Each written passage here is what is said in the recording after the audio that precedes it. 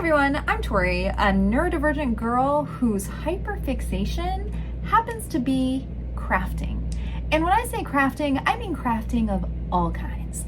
My brain will latch on and I will learn the ins and outs and tips and tricks, and I will know it better than I know myself by the time I'm done. And in today's random video, I'm going to show you how I'm going to create a fabric granny square. So August 15th is National Granny Square Day. So if you've been on this channel for any given time, you know how much I love yarn and yarn crafts. I really love crochet. Crochet is my escape. I don't do a lot of tutorials on crochet because it's something that I like to do as my escape from everything. And that means escaping from setting up a camera and making sure I get the right footage and all of that. So crochet is one of my passions, but it's not something I share a lot of on here. I do share shorts with what I make. So for example, if you may not know what a granny square is, this is a little crocheted granny square. So it looks like this. Typically it has different colors. You can also make them all the same color. There's a ton of different patterns you can make. So this is just like the simplest term of a granny square. So the reason that I started this project is my house just flooded. Yeah, it just, we're not anywhere in a flood zone. We just had a pipe kind of burst. There was an error. There wasn't an error except an error in nature, I guess. So just the little connector just broke in the middle of the night and we have all this water damage. So because of that, we're limited to where we can go in the house, and we have all these fans on and we have a lot going on. And so I've been trying to do other things to get my brain off of it. And I was going to do some more crocheting for Granny Square Day, but I also went to the public library. Okay, got out of the house, went to the public library, got my library card, and our library actually has a fabric exchange. So I was getting my fabric organized to take to there, and when I was doing that, I found a ton of fabric scraps. And you may not know this, but I hold on to pretty much everything. Call it hoarding, call it being prepared, whatever you want, but I always want to have things available so that when the hyperfixation strikes, I'm ready to go. But I had all these fabric scraps, didn't know what to do with them, and I was like, well, I'm not going to throw them away. What am I going to do? And I had a great idea. I was like, let me see if I can create a granny square from fabric. So yesterday, I made a little sample. So here's my sample, just using some of this. Now, it's not perfect. I am not a quilter. In fact, I have never done quilting in my life. The closest I've come to quilting, I did make a t-shirt quilt for someone a while back, and I do sew. I'm a sewist, and that's kind of my first passion. So this was not out of the ordinary to make something like this. So if you're one of my quilty folks out there, share with me, share with all of us your tips and tricks. What do you have? What do you know about quilting? Because I feel like as I started this project, my brain was like, yes, you need to start quilting. Again, I don't need another craft, but you got to go where the dopamine takes you. So anyway, so this was the sample that I made. It was not an actual granny square, obviously, but how cute is this? And you can turn this into so many things. So I'm actually going to be making some fabric. So I'm going to make these squares. They measure about 7.5 inches each for the size that I'm making, and I'm going to make a few of them, and then I think I might put together like a little top. So we'll see. That'll be a second video, but for this video, what I thought I would do is just bring you along as I create one of these little fabric granny squares, just to see if it maybe inspires one of you to pick up your fabric scraps and celebrate National Granny Square Day.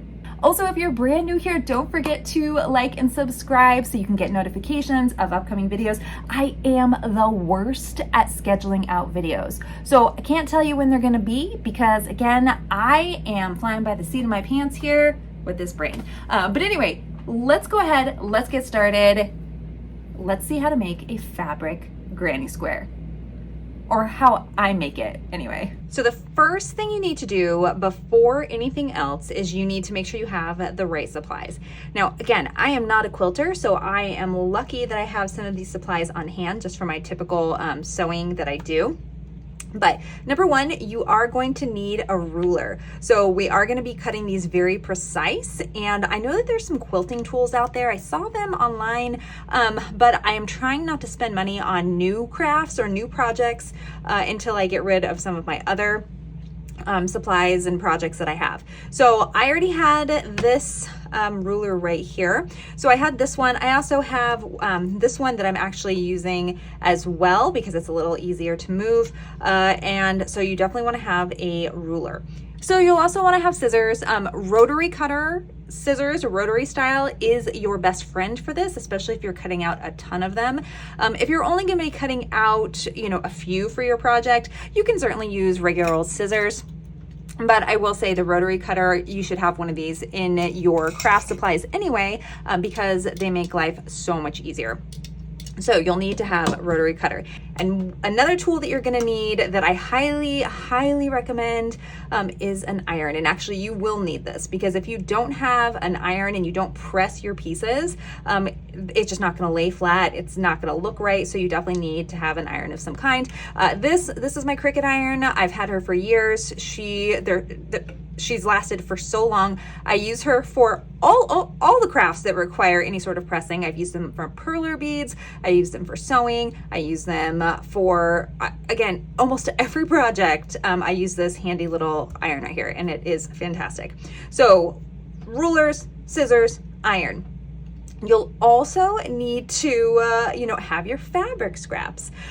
So with fabric scraps, just make sure that you have enough. You don't need a lot, but it really does depend on what size you're going to be making your project. So for this first one, and I'm going to continue kind of along this path, I did 2-inch squares. This gave me, for the total size, this is about 7.5 inches. A standard granny square is going to be a little bit smaller. You can vary between like 4 inches, depending on how many rows you have, to I think this one is 6 inches. But it really is up to you and your own personal preference. If you make your squares smaller, they are harder to work with. So if you're just starting out, you might want to try going for even bigger squares, because it is a lot easier to manage and to sew. So now for us, we are going to be using 2-inch squares. So we're going to do 2-inch squares, and I've already started cutting out some of my fabric. So this is what I have so far. You can kind of see the color palette I have gone with. So for this color palette, we're changing things up a little bit. And the reason for that is I would also recommend identifying the project that you're going to use this for, because you don't want to just make a bunch of these squares and not use them for anything. That's a waste. But this right here, we could put some batting on the back of it, and we could make it the front of a panel for a jumpsuit. We could also use it and make a bag out of it. You could make a notebook cover, a computer case. There's so many ways that we can use this one piece right here. But because I primarily focus on clothing and wearables, I wanted to focus on making a top. And in order to do that, you need a little bit more fabric than just a couple of fabric squares. So I did find some of my fabric that I had, not only fabric scraps, but I had some full fabric for. And so that way I can use that as kind of the rest of the top. So it doesn't have to be all granny squares. We need to have some other sort of fabric in there. And what I found is I have some of this meow fabric, and then the other three that I've shown you. So this is the color palette I'm going with, more of a darker look, but it all coordinates together. And they don't have to match at all. If you like the way that these fabrics work together, then go with it. But you will want to figure out your pattern, and we'll get to that shortly. So I'll show you how I'm cutting these. And again, to my quilting friends out there that know a better way and you want to give everyone some advice, since I'm probably going to give them the wrong information, please do share in the comments. So for me, what I found the easiest way is I had these little bit longer fabric scraps for this mushroom fabric. So I just started by cutting them into 2-inch strips, because again, we need these to be precise cuts. So the way that I'm doing it, number one, press your fabric before you cut them. You can see here, there are still some wrinkles in here. I probably could go back in and iron this again. I already did, but you just want it to lay flat. So then that way you don't have any sizes that are, a little bit off. So we are going to line this up with our little self-healing mat, and I'm lining it up to the line, any line on the right-hand side. So I want it to stay right there. Then what I'm doing is I'm using this ruler, and you could use anything else, a mug. What do I have right here? Some elastic. you know, anything just to keep it in place so it doesn't shift around, because this is 4 layers thick, because I want to cut this the most at a time. If I was more comfortable, I would do thicker piles, and I also have some really great electric scissors that I could use, but right now this is the method I've been using and I want to stick with it. So then, you know, I have this all in place. Here we go. We're going to cut 2 inches, and that is from this line to this line. And then I'm going to keep going down because now we're still lined up on the right. And then as I move down the line, I do continue to move this. That just makes sure again that it's smooth. And I'm going to continue doing this all the way down until I have all of those pieces cut. And then I'm going to cut the other meow fabric, and then we'll come back together and I'll show you how we're actually going to put them together. All right, so I have cut out some squares. Now I didn't count the number of squares, and I will tell you, if you want to get very specific with how many rows you need, I'm actually gonna pop that on the screen here shortly and show you how many you actually need for each color, if you're gonna make 1 block or if you're making multiple. So to lay out your squares, you're gonna pick out whichever color you want in the center. And we'll just put these over here. And I made quite a bit because again, I'm going to aim for making 4 squares. So you need 1 of the middle square. And then for the second color pattern, you're gonna need 4. Okay, so then there's your second row. Then for your third row, oh, not the same color. For the third row, let's go with black. 3, nope, and I'm not liking that. So this is, but you can play around with the orders, whatever works for you, but you will need 8, either way. And I think I want to make all of the mushrooms facing the center. So 1, 2, 3, and 8. Okay, so we have 8 for the third color. And then for our final color, we're gonna need 12. So this is what I've identified as my first square, but I am going to be doing alternating colors. So this one will be square 1, and then square 2, we're gonna move the meow to the second row and bring the, So see, this is another great tip for you. Play around with your patterns and see what you like the best, because for the second one, if I'm rotating my colors, we're gonna have black and meow and the black and white right next to each other, and I don't know if I'm gonna like that. But the great news is we haven't sewed them yet, so we can play around with a few different ideas and see which one we like best. So I'm gonna lay these out really fast and just make sure that I have a pattern that I really like, and then I will show you the next step will be how we are gonna sew these together in the easiest order that I have found. All right, so here are my 2 samples just to play with. Again, I am going to be rotating these, and I'm gonna make 4 since I'm using 4 different colors. So this is gonna be 1 square. And what I just did was I put all of my squares in the order that they're gonna go. I don't know if that makes any sense, but in this case, we're, you know, the order is always gonna be black and white, mushroom, black, flower. Okay, so then when I go to the next one, well, I'm starting with mushroom, which means I'm gonna go black and then flower, right? Mushroom, black, flower, and then we have black and white. The next one, again, if you're thinking about pattern, the next one we're gonna start with solid black, then we'll have the flower, then we'll have the stripe, and then we will have the mushroom. So that's how we are going to be going. And I'm pretty happy with this pattern. I actually think it looks pretty cute. And then also I'm trying to keep in mind what my background fabric is gonna be. Once I create these, you know, the blocks that look like this, I am gonna want to add them, you know, add a backing on these and then add them just to another piece of fabric that I can use for like a tank top, which I think is what I'm gonna be making.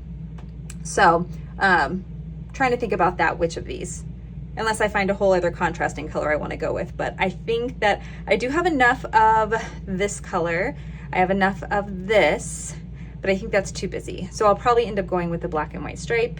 I can also go with the mushroom, but I think we need a solid color because I want the pattern to really stand out. So now the next part of this project is to sew it all together.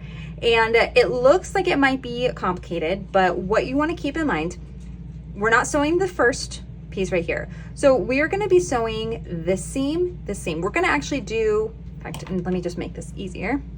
Pull these down just a little bit so you can see what I mean. Here we go. So we're gonna start with the horizontal rows. Okay, so from this grid right here, these are the horizontal rows. This is how we're gonna start the stitching process. So we are going to be stitching, okay, so you have your row right here. You're gonna take one square, put it on top of the other like this, and then you're gonna stitch right here a pretty close seam allowance. I think I'm using like 1/4 inch because I don't wanna lose a lot of the size, but I do want it to be consistent.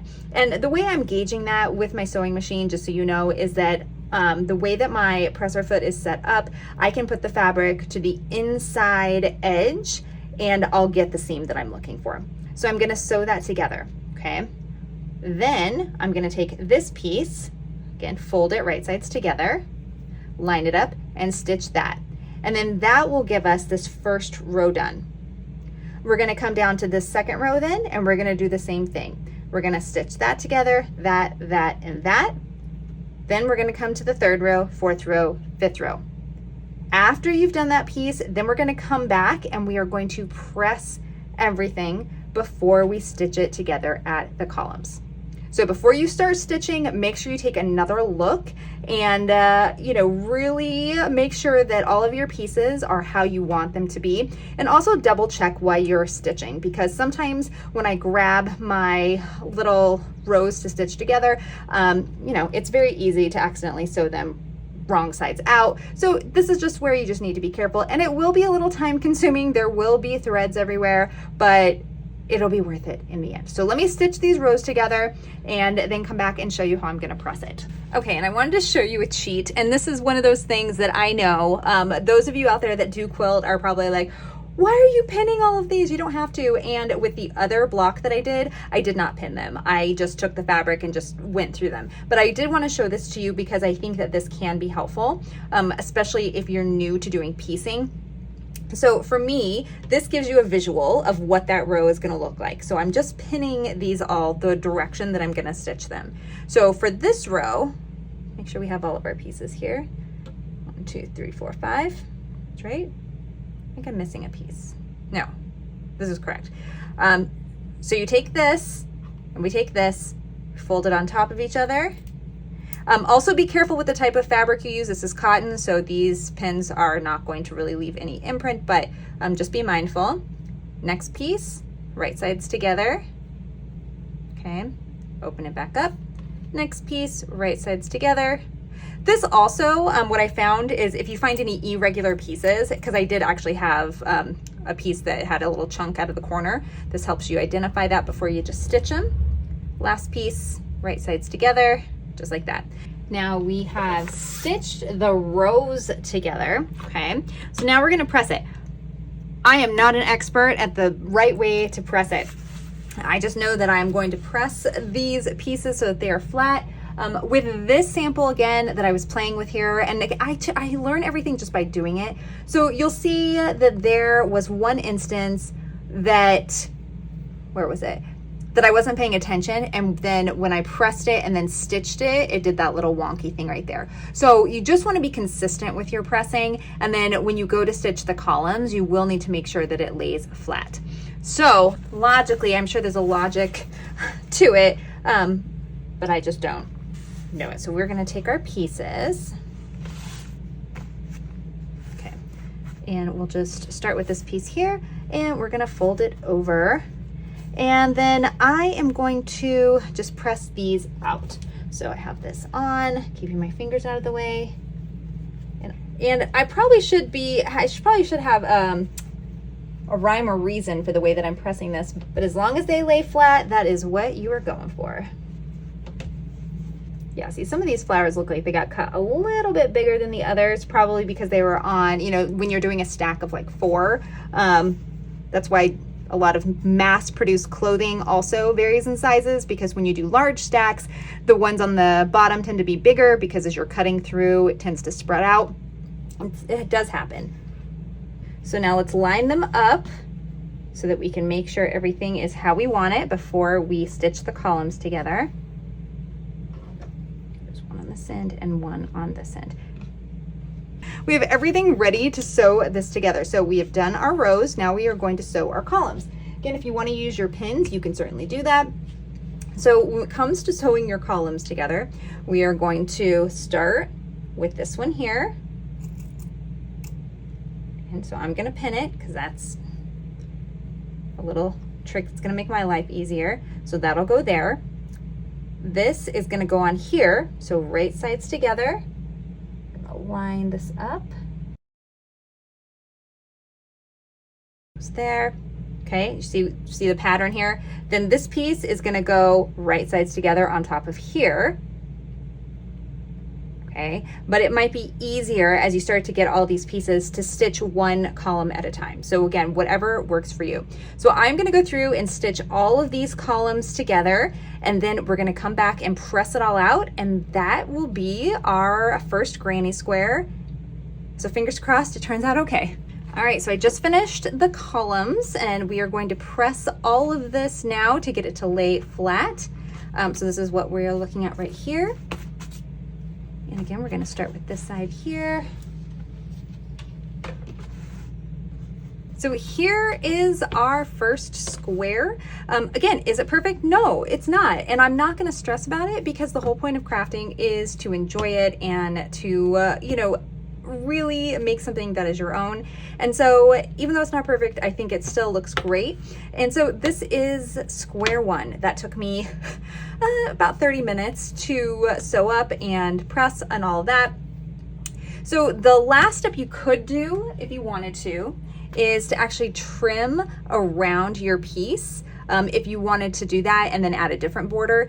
For me, I'm not quite sure what I'm going to be doing with these 4 pieces yet, so I do want to wait before I trim it because I'll probably, I don't know, but I'm going to wait until I make all 4. So this is how you do a fabric granny square. Happy Granny Square Day, everybody. Again, if you like this kind of content, don't forget to like and subscribe so you get notified of all of my random upcoming videos.